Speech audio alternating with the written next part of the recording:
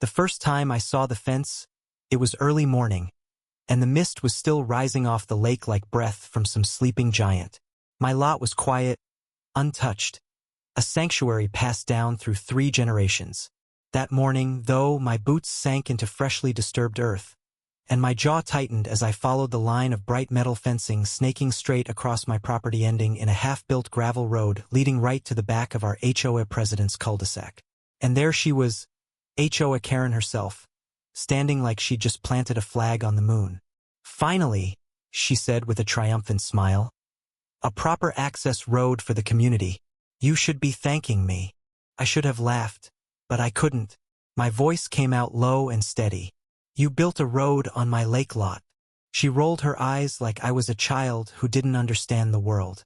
"It's not your lot anymore. It's for community improvement. The board voted unanimously. You'll get over it." That's when I noticed the fresh survey stakes, none of which matched my property markers, and a stack of official-looking papers on the hood of her SUV. She saw my gaze and smirked. "I've already filed the easement paperwork, and if you try to block this, I'll see you in court for obstruction." That might have worked on some folks, but my grandfather didn't raise fools.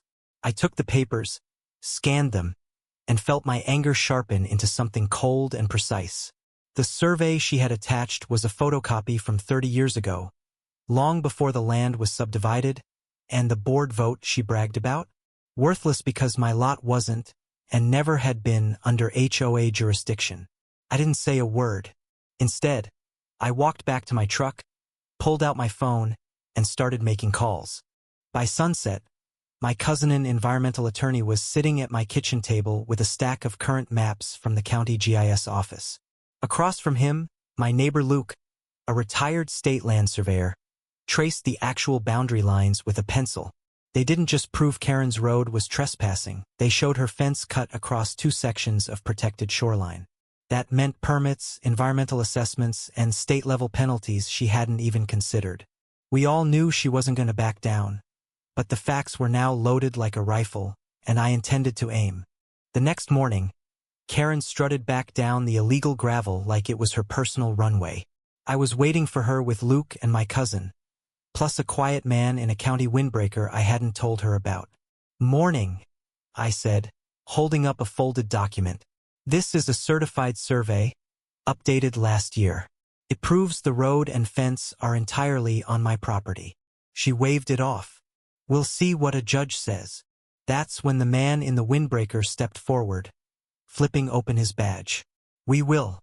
But first, you'll explain why you've built on protected shoreline without a permit." "I'm with the County Environmental Compliance Division." The smirk fell from her face so fast it was almost funny.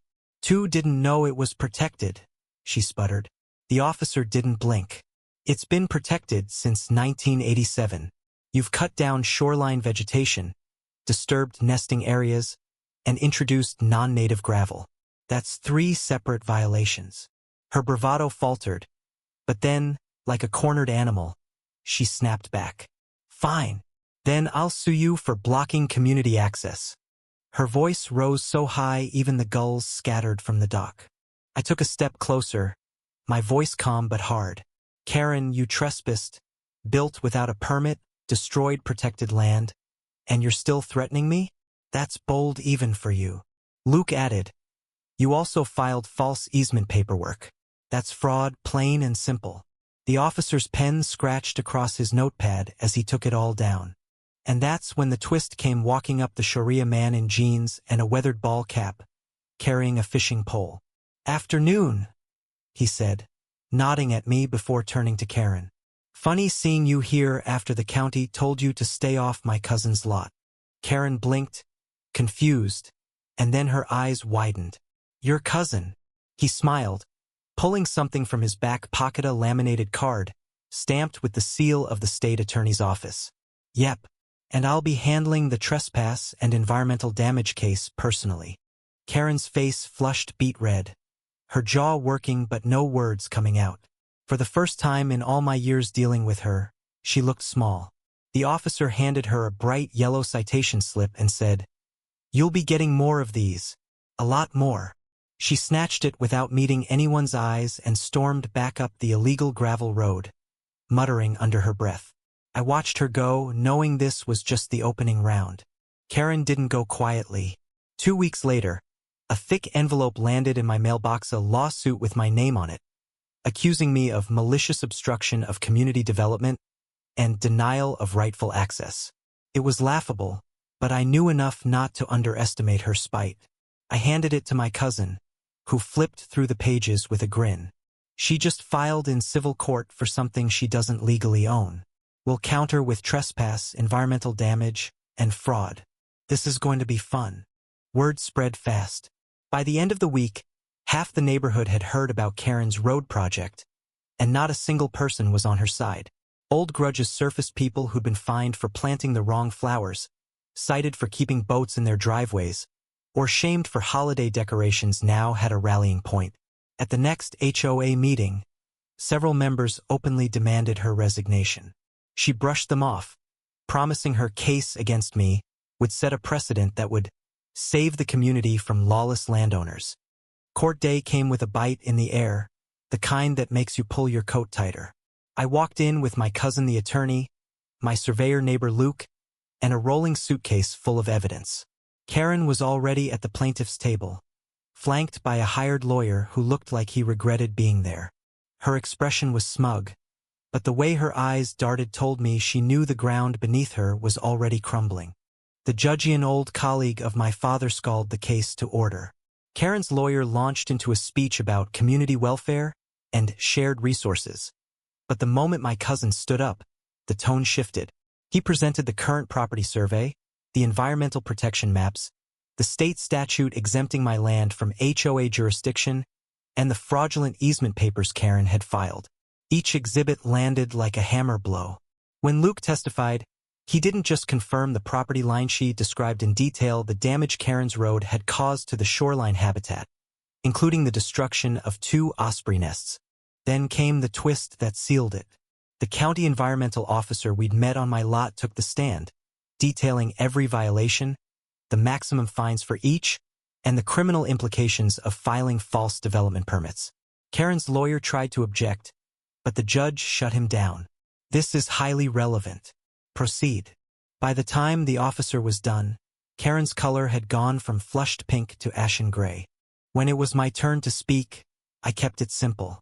Your Honor, this land has been in my family for 3 generations. We've cared for it, respected it, and followed every law protecting it.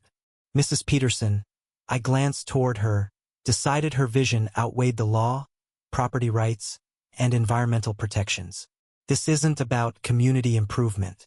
This is about control. The courtroom was silent except for the scratching of the clerk's pen. The judge leaned back, steepling his fingers. Mrs. Peterson, you have not only failed to provide evidence of legal access, but you have also trespassed, committed environmental violations, and filed fraudulent documents. This court finds in favor of the defendant on all counts. Furthermore, given the nature of the evidence, I am referring this matter to the district attorney's office for criminal review. The gavel fell like a gunshot. Karen froze, her mouth opening but no sound coming out. Her lawyer gathered his papers in silence, clearly eager to get out of the blast radius. I caught sight of several neighbors in the back row, some smiling, others just shaking their heads in disbelief. As I walked out, a few clapped me on the shoulder, whispering, "About time someone stood up to her." The fallout was swift. Within a month, Karen had been fined thousands by the county, stripped of her HOA presidency, and banned from holding any leadership position in community organizations for 5 years. The HOA board voted to remove the illegal road and restore the shoreline at their expense, something they did without so much as an apology. The state environmental office put my lot under special protection status, making it untouchable for any future improvements. The best moment came a few weeks later when I walked down to the lake and saw a new sign official, bolted to a steel post, reading, "Protected shoreline and no access without permit."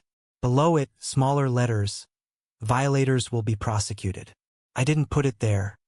The county did. But it felt like a personal victory all the same. Now, when I sit on the dock in the evenings, watching the sun sink behind the water. I think about how close Karen came to stealing a piece of my family's history. And I think about how she lost loudly, publicly, and completely because she underestimated one thing: people who know the law and aren't afraid to use it. If someone like Karen tried to take over your property, would you fight back? Or would you let it go? I know my answer, and I've got the court records to prove it.